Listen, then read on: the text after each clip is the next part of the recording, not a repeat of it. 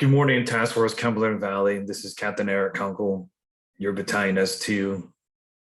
I'll be briefing you the Road to War brief for Operation Cobra Kai 2. Overall classification of the brief is unclassified.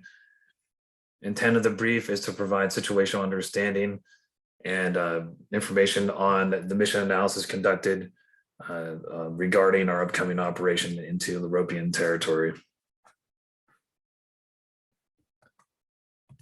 Here's your agenda for this brief. Please hold all questions to the end.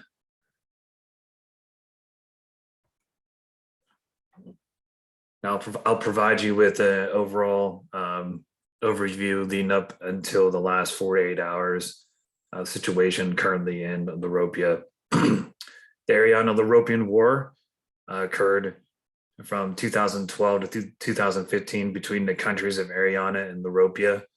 The major causes of the conflict were Ariana's intent to seize disputed border territory, secure critical infrastructure, and key resources within Loropia. And then also Ariana intended to bring under control pro-Ariana civilians and ethnic Arianans within bordering towns. There's been a long history between the two countries of Ariana and Loropia. After several years of conflict, a ceasefire agreement was then brokered.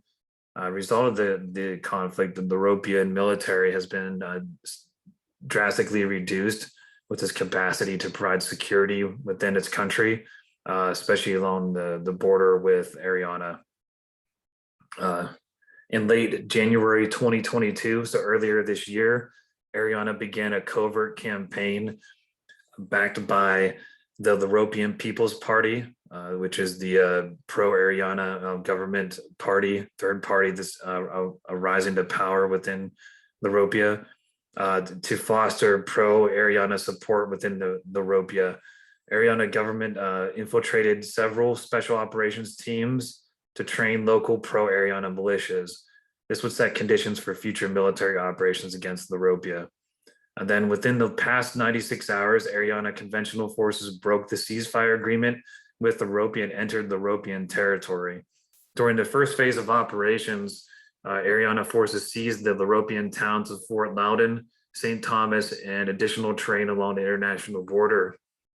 Within the past 48 hours, intelligence reports indicate Ariana forces are currently postured to conduct follow-on operations to include the possible attack and seizure of the Loropian ammunitions depot at Letterkenny. The Loropian government has requested U.S. support to secure its borders and drive Ariana forces from its territory.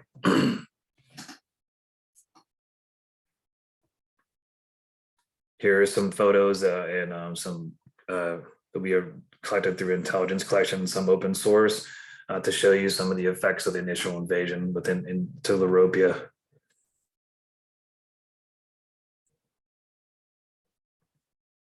Bottom line, the Loropian government and the Loropian people are depending on the successful operation of our raids.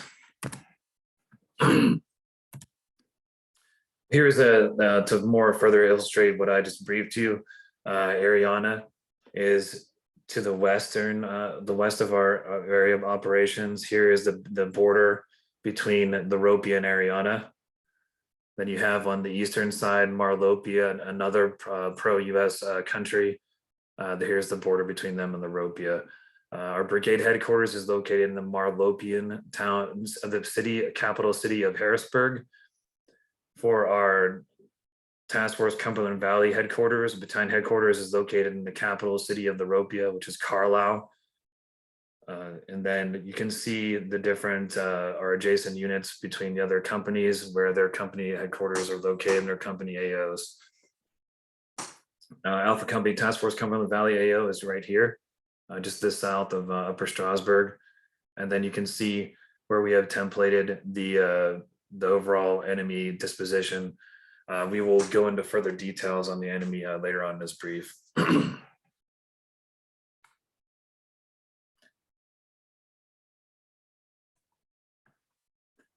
Here is our company AO. Again, you have Here's we'll go through what the boundaries are, but here's some of the graphic control measures for future reference. There's phase line red, phase line white, phase line blue, objective Packers, objective Steelers.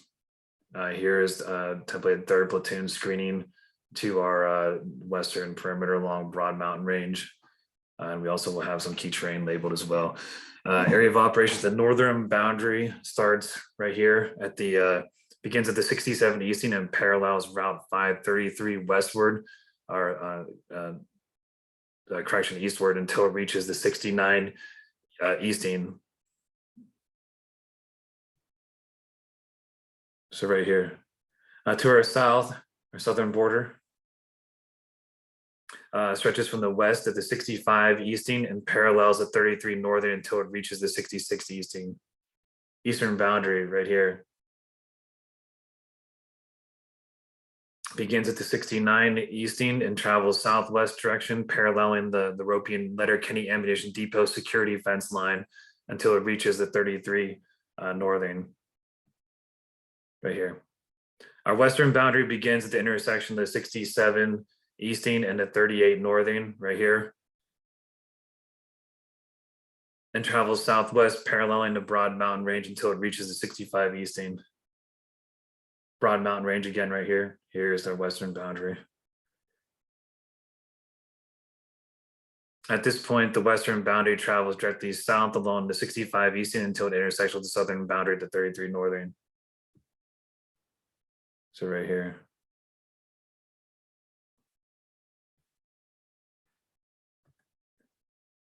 Area of interest.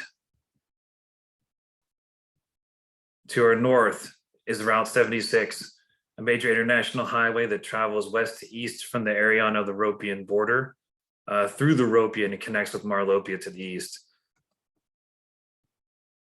Right here. It connects the major cities of Carlisle, Mechanicsburg, and then into the capital city of Marlopia, which is Harrisburg. Also within Carlisle is a major international airport. The Loropia government has allowed unrestricted access to this airport for logistics and our staging operations. And as I said previously, our battalion headquarters is located there. Also, we have to our east is routes 11 and 81.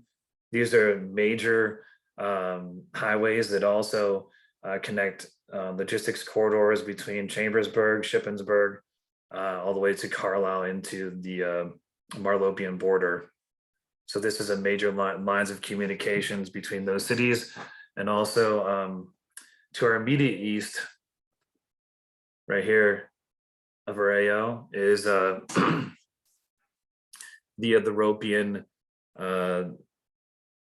Loropia Ammunitions Depot at Letterkenny, which this depot is majorly significant to the Loropia because it holds 2/3 of the Loropia ammunition stockpiles in that facility. To our west is the international border between Ariana and Loropia. There's a couple key border crossing points to point out right here. We have one that's between Fort Loudon and McConnellsburg that has Route 30 that intersects and crosses into the boundaries, which is Route 30 is another major highway. Also, there's an area just to the east of Burnt Cabins where right here with Route 76 goes into Ariana. This is another major border crossing point.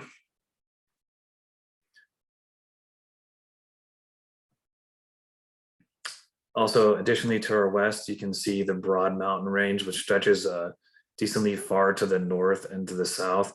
But this is basically heavily restricted terrain that reaches some significant elevations, but it also limits, there's only limited improved routes and access the major facilitation routes into our AO from the west. To our south is Route 30, as previously mentioned. This is a west to east flowing international highway right here that travels between Gettysburg all the way to York and also into Ariana across the border. The city of Chambersburg to the south is also significant in our southern sector in the area of interest due to the fact that it's a major logistics hub, and it's also at the intersections of routes 11 and Route 30.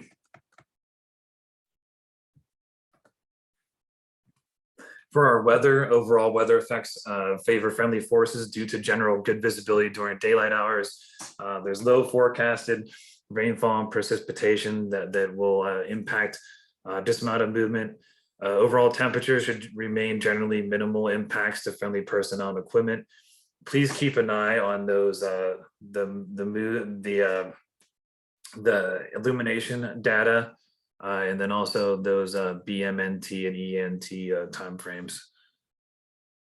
For your visibility, again, this will favor friendly forces during clear daytime hours. Average nighttime illumination will favor friendly forces because of our night vision capabilities, but with our aircraft and our intelligence platforms. Enemy forces do not possess night vision capabilities, but however, just keep in mind those BMNT and ENT timeframes, so those hours of limited visibility just before sunrise and then just before sunset. The enemy likes to attack during those times, so likes to do some probing attacks onto patrol bases.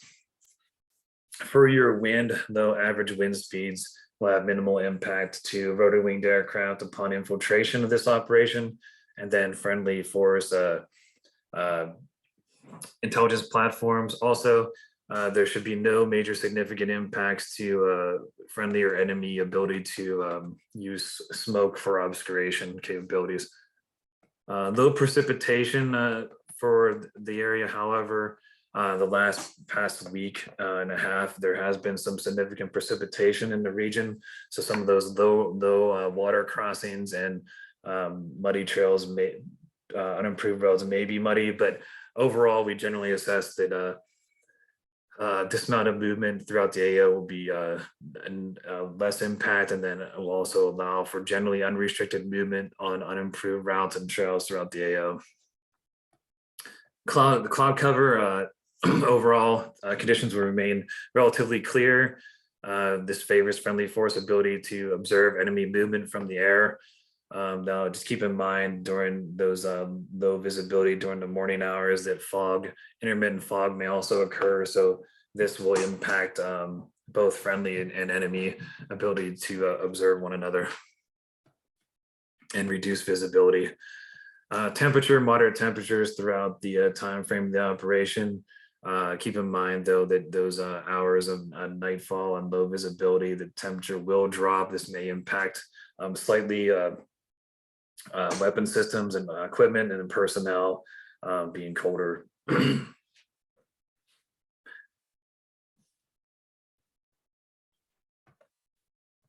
For our terrain analysis, here's the overall macro picture. Just keep in mind, look at the avenues of approach here. We'll backtrack and talk about them soon. And again, enemy we'll talk about in a few minutes here.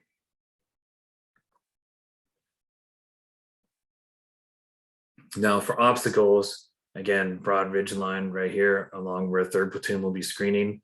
This is parallels the western boundary over AO, and there's some elevations that reach up to 1,600 feet along the western boundary. This could be advantageous terrain for the enemy to use in a defensive posture if we do not have any friendly force secure this area.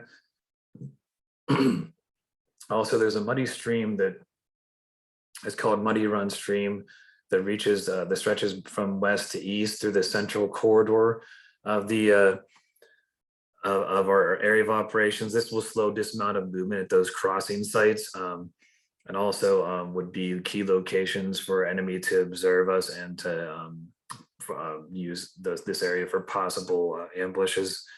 There is a single bridge crossing point. It is right here when we get to key terrain, but it's a key terrain 4. This is at 18 Tango Kilo 6740 36T0, and this canalizes all mounted movement from the north into our southern AO into one single choke point at this bridge crossing.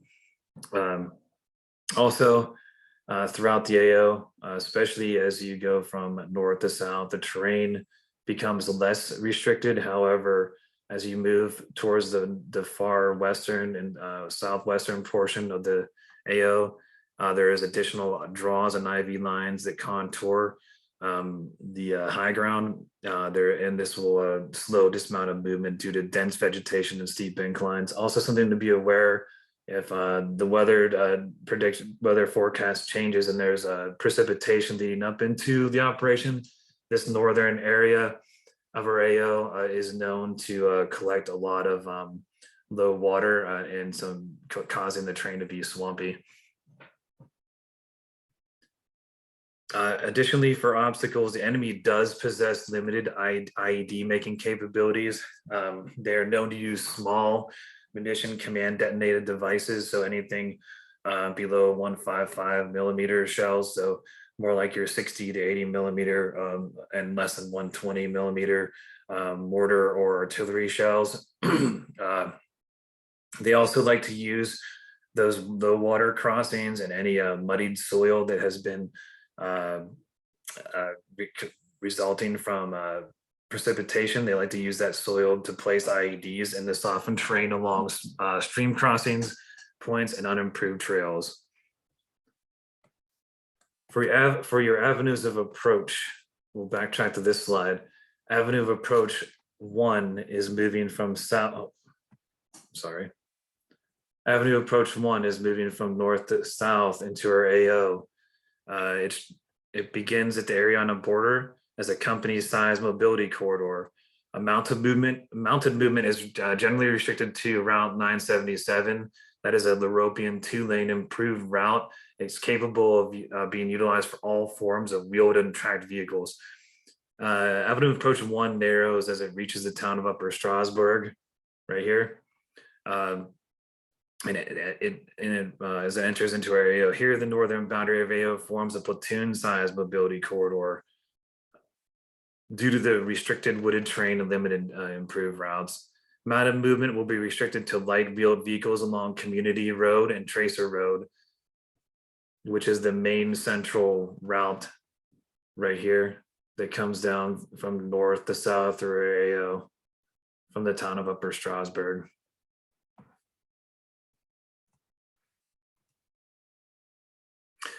For Avenue of Approach 2, Avenue Approach 1 is assessed to be a possible facilitation route. This is one of the more likely avenues of approach from the enemy from the north.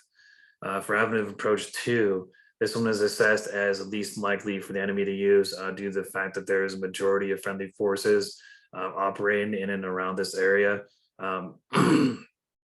It moves from east to west from the Marlopian border, begins as a battalion-sized mobility corridor, and then as it gets restricted when you enter into the area of operations from the east into a company, then down to platoon-sized mobility corridor. And this is due to the fact that the avenue approach is into the Letter Kenny Ammunition Depot cantonment facility, and then it also there is Virginia Avenue. There's only one major mounted route right here, Virginia Avenue, that comes in and intersects and canalizes movement at this intersection of the Tracer Road and Virginia Avenue right here.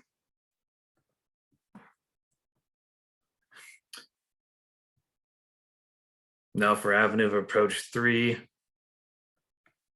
this one is also a possible facilitation route from the enemy, less likely to be used from unimproved routes. But however, this is probably the second likely avenue approach for the enemy. It's the southwest-northwest into our AO. It begins the battalion-sized mobility corridor. Dismounted movement north is very slowed due to dense wooded terrain, limited improved routes. All mounted movement is basically restricted to routes 11 and 81. Also, within this AO, the Route 30 is another major avenue, improved route that can be used from to high-speed avenue approach from the west. Route 11 is a 2-lane improved route that extends from Chambersburg north into the Loropian Letter Kenny Ammunition Depot. It is reduced to a platoon-sized mobility corridor as it enters into the AO from the south. Avenue of Approach 4, I'm going to say highlight that this is the most likely avenue approach from the enemy between avenues of approach 4 is primary, secondary would be avenue approach 3.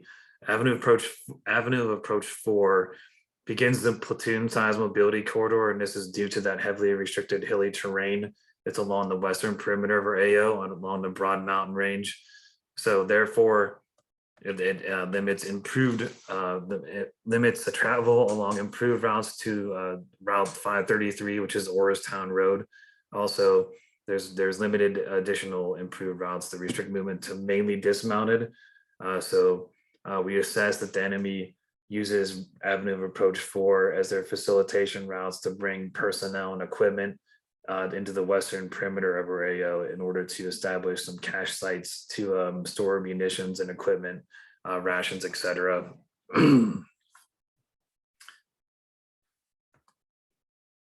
Key terrain, you'll see these annotated with these purple circles. So here is key terrain 1 is HLZ 1. This is located on objective Red Devils, which encompasses both of our HLZs. Here is the grid coordinate 18 Tango Kilo 68603740. It's an open farming field that can hold up to 1 to 4 UH-60 aircraft for friendly force infiltration. And then key terrain 2 is HLZ 2 at 18 Tango Kilo 68303706. It's also capable of holding 1 to 4 UH-60 Black Hawk aircrafts for friendly force infiltration. As of note, both these key terrain are good for quick infiltration and then speed and access to secure the route of Upper Strasbourg and this Tracer Road down through the middle, and then quick access to both objective Steelers and objective Packers. Key terrain 3 is the town of Upper Strasbourg at 18 Tango Kilo 68203790. This is a small farming community to the north of our AO. It is predominantly pro-Arianan. Most of the personnel there speak Arianan. The enemy likes to use this the pro-Arianan civilians within a town as early warning and detection to communicate with Arianan forces about friendly force operations. This is also the enemy likes to use or says to use this town for to store cache sites and munitions within the town as well, and for some C2 nodes. Key terrain 4, we previously mentioned this, but this is the bridge crossing point at the Muddy Run stream at 18 Tango Kilo 67403620. It restricts mounted movement to that major single route right there, and there's a huge choke point at that intersection. But it also, whoever secures this area has quick access into the Letterkenny ammunitions facility, and also controls movement north to south within our AO on that major improved route. Key terrain 5, located right here at 18 Tango Kilo 67203630. This is a former Loropia range facility for conducting marksmanship, and it's also a communications relay station. This is advantageous terrain due to its built-up structures that we can use for can be used for training facilities and also for command and control locations, whoever controls this terrain. The area adjacent to the train, again, controls access into the Letterkenny munitions facility, and basically who controls this cuts off any movement north to south along this road. Key terrain 6 is the summit of Broad Mountain Range right here. This provides a significant high point for observation along the western boundary of our AO. Some of the elevations reach up to 2,300 feet. The location provides good observation of the majority of the AO, and to include all traffic or the majority of traffic along Tracer Road. This also is significant to whoever controls key terrain 6 either allows or limits the movement, freedom maneuver of personnel and equipment into and out of the AO from the east to west. It's ideal location for use as a radio transmission site and also a mortar firing point and or observation post. For observation fields of fire, located around objective Red Devils where the HLZs are,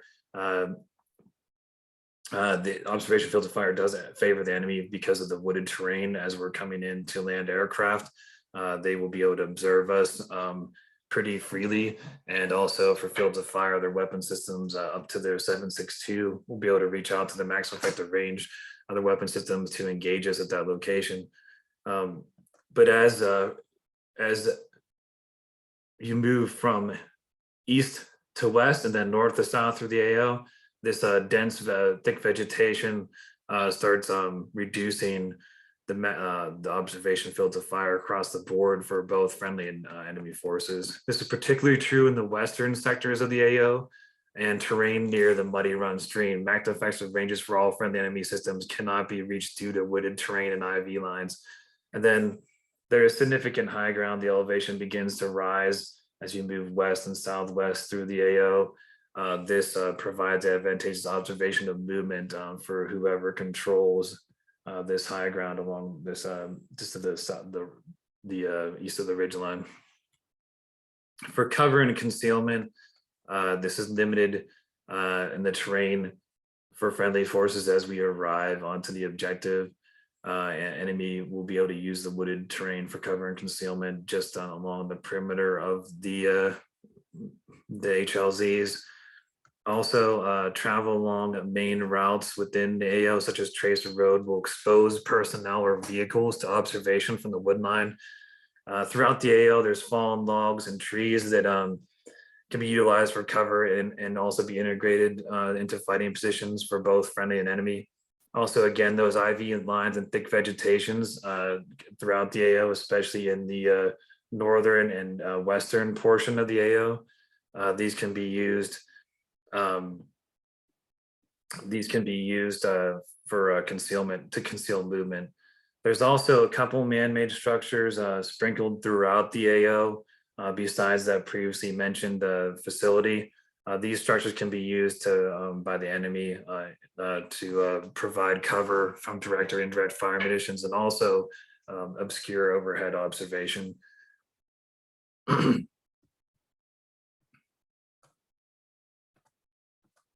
That completes the OACOC portion of the brief. We're going to head into the ASCOPE for civil considerations. Our area of operations is within the Franklin province of the Loropia, and this is the westernmost province in the country, sharing its boundary with the Loropia and Ariana international border. The Loropia is predominantly pro-US government. The local populace, though, is in our AO is relatively neutral and mostly pro-Ariana. The Ariana forces, the population speaks Ariana, and many of the local Loropians maintain ethnic, social, and political ties to Ariana. The closest urban center town to our AO is the town of Upper Strasbourg, just outside our northern AO boundary. It's a very small rural community, farming community, and local commercial, has some local commercial business and factories. And then, as previously stated, though, just to highlight, there is growing Ariana support in the town due to many families believing Ariana would provide better security and unite the ethnic Ariana culture within the region. For structures, we have the Letterkenny Ammunition Depot. It borders the eastern edge of our AO. It's the largest military facility within Loropia. It also, like I said, it has a huge stockpiles of munitions for the Loropian military.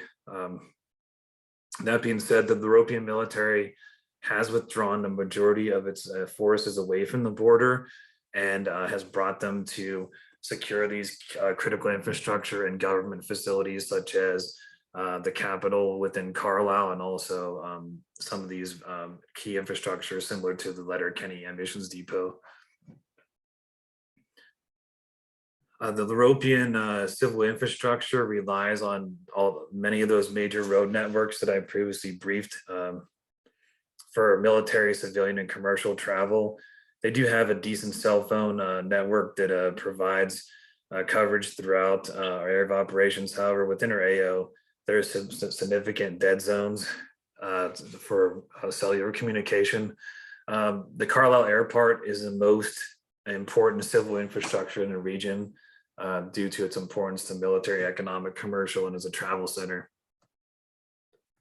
For capabilities, the Loropia military has been reduced in its strength and capabilities. They suffered significant losses to their most elite and well-trained forces during initial invasion from Ariana. Most of the best trained soldiers and personnel and equipment is around the capital region in Carlisle. Loropia has increasingly relied on the U.S. for funding, training, and support over the last several years, and then multiple local militias will be operating within our area of operations. Just to consider that these local militias have been heavily recruited and trained by, they're targeted for training by the Special Operations Forces of Ariana. Last but not least, there is an oil pipeline in the western western portion of our AO that transports approximately 300,000 barrels of oil per day. This brings much needed jobs to the local populace. It's just something to be aware of, and would be something that could be leveraged if the Ariana military secures that pipeline.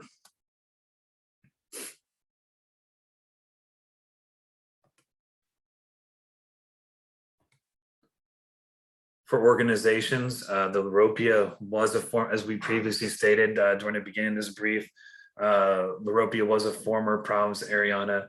There was a civil war between 91 and 2001 with Ariana. The predominantly two-party system within the Loropia government, but however, the Loropia People's Party, as I had stated before, is a third party that's growing in power.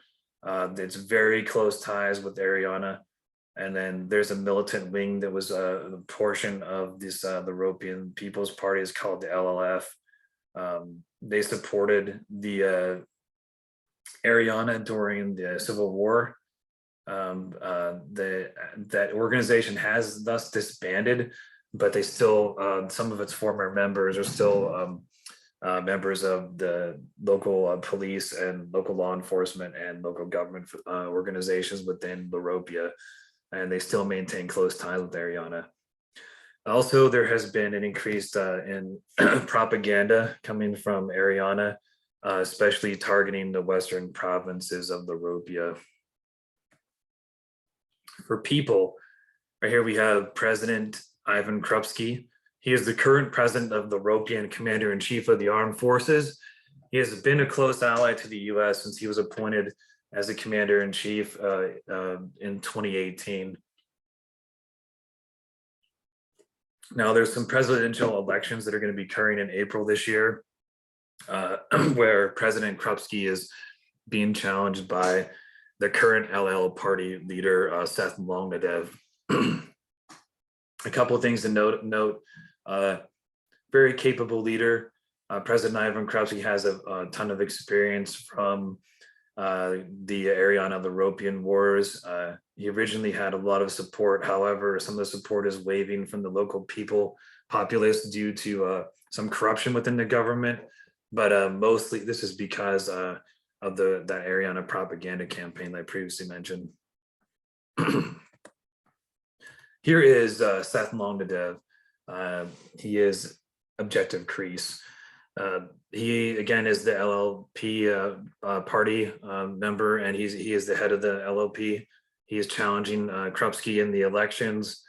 He is a former Ariana Special Operations member, very highly trained in covert operations. He conducted several raids into Loropia during the Civil War, personally executed some key leaders of local governments, pro-Loropian government personnel in the area. Is also known to conduct bribery of local security forces. He's increased a significant amount of funding that he's pulled from Ariana into the Loropian Western Province to build up training facilities for those pro-Ariana militias we previously mentioned. Also, something of note is that intelligence reporting has indicated that Longnedev coordinated the recent assassination of the Loropian Vice President Eric Humpnestov on 10 February during the 10-year anniversary celebration of the Loropia independence. So last year, the vice president of Loropia was assassinated. For the overall enemy situation, if you take a look at this picture, this is generally what the Ariana military will be wearing on the AO. Some of the uniforms will also look very similar to our OCP uniforms. Again, they will carry AK-47 style assault rifles. Sometimes they will use captured M4, M16 rifles, carbines as well.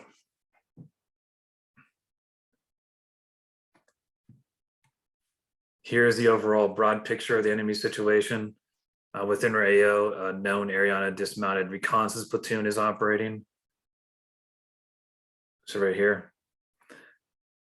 The platoon is comprised of approximately 20 to 25 personnel, to include the following: a headquarters section comprised of a platoon sergeant, a PL, and attached 4 to 6 person 60mm mortar team.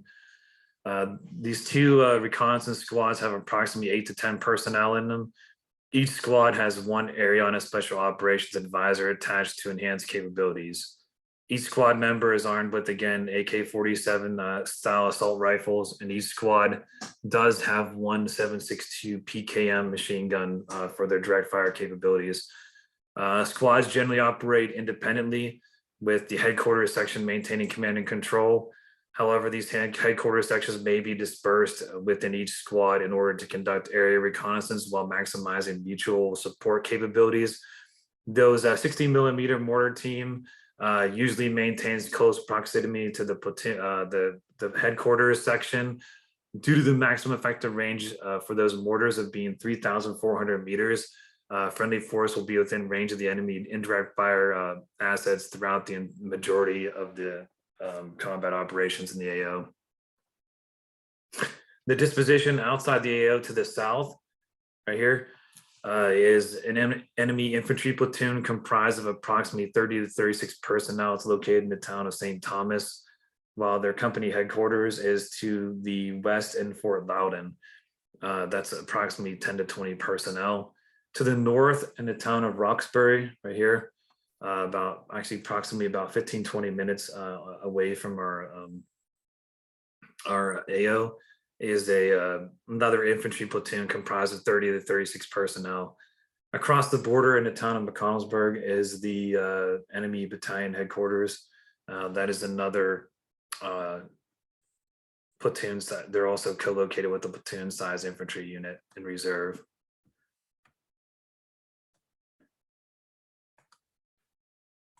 Overall strength of the battalion forces within our in or around our AO is 75 to 80% due to the casualties upon infiltration into Loropia. The reconnaissance platoon within our AO is at 90% strength, and they're also experiencing high morale due to their recent successes. If you look at this slide, this will just highlight a little bit more what I just said here. These are SOF advisors that are one SOF advisor is attached to each one of these squads. This is your reconnaissance squads operating around objective stealers and objective packers in training camps and facilities. You also have, right here's your platoon headquarters in the central corridor of the AO, along with a mortar, 60mm mortar team.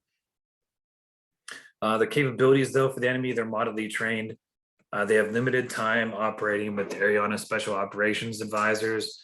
This could hinder some command and control. Also, the enemy does not possess night vision capabilities, nor do they possess CBRN capabilities. The recon platoon does possess smoke obscuration abilities and the limited ID making capabilities as previously mentioned. Enemy does not have any aircraft in our AO. There is also no UAV reconnaissance assets as well. The reconnaissance platoons primarily use push-to-talk, non-encrypted radios, and they will rely on their SOF advisors for any encrypted military communication systems. Within the last 24 hours, the Ariana reconnaissance platoon with its SOF advisors are conducting reconnaissance in order to plan for an attack on the Letterkenny Ammunition Depot.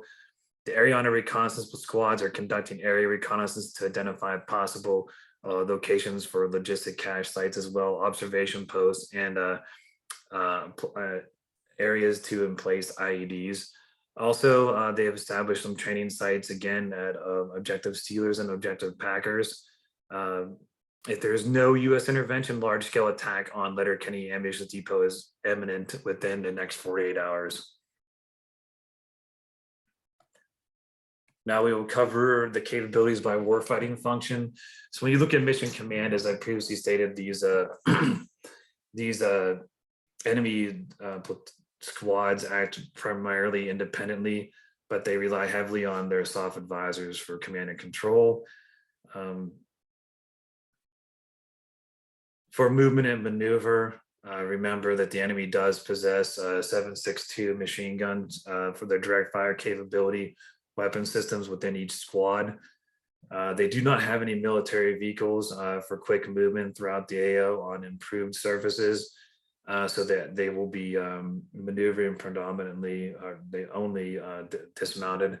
And then something else to highlight is that because the enemy is operating in these two smaller squads, that and independently, if engaged by one of our platoons, they will likely not stand and fight for a prolonged attack, especially if they take casualties. For fire support, the enemy again does possess that 60mm mortar system. That being said, the enemy has to rely on their soft advisors for call for fire missions. Their indirect fire, the effectiveness of their indirect fire only remains heavily upon them being able to observe friendly forces or plan out their pre-plotted targets in advance. And also something to note is that the enemy relies heavily on those local cache sites. So for friendly forces, if we're able to find and destroy those cache sites, that will have a significant impact on the enemy's ability to conduct indirect fire missions. For intelligence, the enemy relies mainly on observation from these reconnaissance platoons to provide early warning reaction time, and also gather information about friendly force and Loropian activity. They also rely heavily upon the local populace to provide them with information in the form of human intelligence. For sustainment, the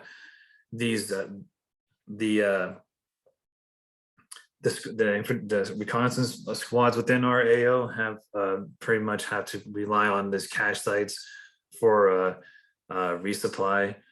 This could be good in one aspect, is that they can remain close to the front lines. However, the ability to organically bring supplies in from Ariana is restricted due to the heavily restricted terrain on the western perimeter of the AO. For protection, again, the enemy has small command detonated IED capabilities. The enemy does not have any armored vehicles. They do not have body armor.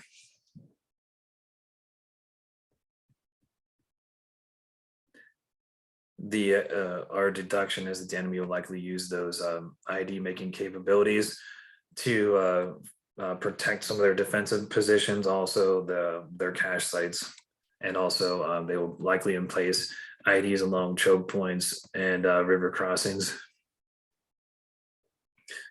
For enemy course of actions, the most likely course of action, enemy reconnaissance platoons will stay as doctrinally, they will stay operating independently while executing area reconnaissance within AO. Enemy mortar firing capabilities will not be positioned forward or co-located with the squads. Enemy infantry platoon near Roxbury remain in place and not likely maneuver towards the AO.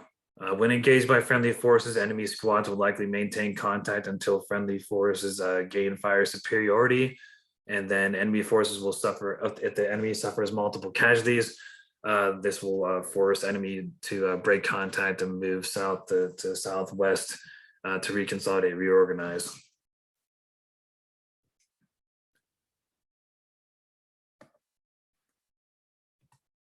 For our most dangerous course of action, something just to keep in mind again, that the distance from Roxbury to Upper Strasbourg is about 15 to 20 minutes. especially on wheeled traffic, mountain movement.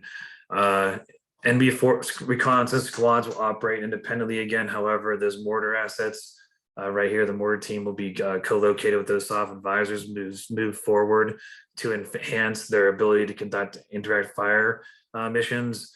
Upon contact with friendly forces, enemy forces will engage with both direct and indirect fire, and then will break contact again once friendly force gain fire superiority and or the enemy suffers multiple casualties. However, in this instance, the enemy will accept more risk and commit that reserve that was that platoon that was north in Roxbury and bring them into Upper Strasbourg to reinforce and conduct a possible counterattack on friendly forces. Okay, so that brings us to the conclusion of your Road to War brief. I will highlight just some administrative details here. So please pay special attention. This is for Friday only I'm going to talk about, but for the 9th April, take a look at the time especially for the Dickinson ROTC folks of the times you'll be SPing from your respective campuses.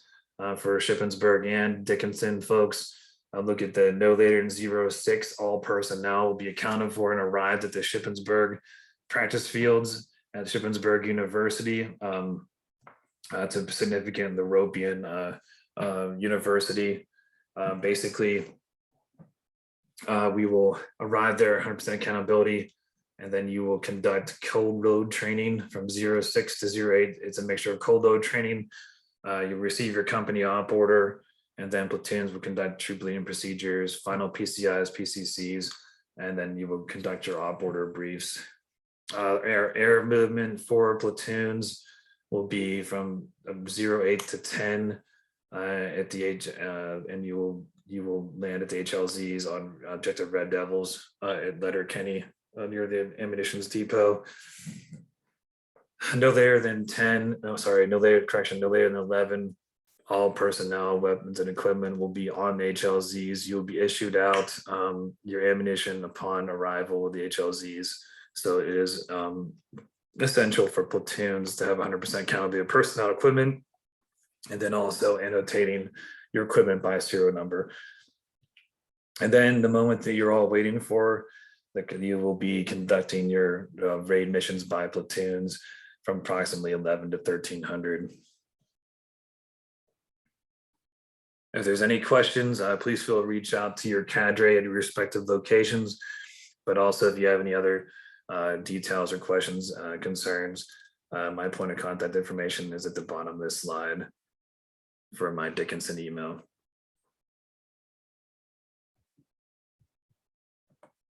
And again, that concludes the the Road to War brief for Operation Cobra Kai 2. Thank you.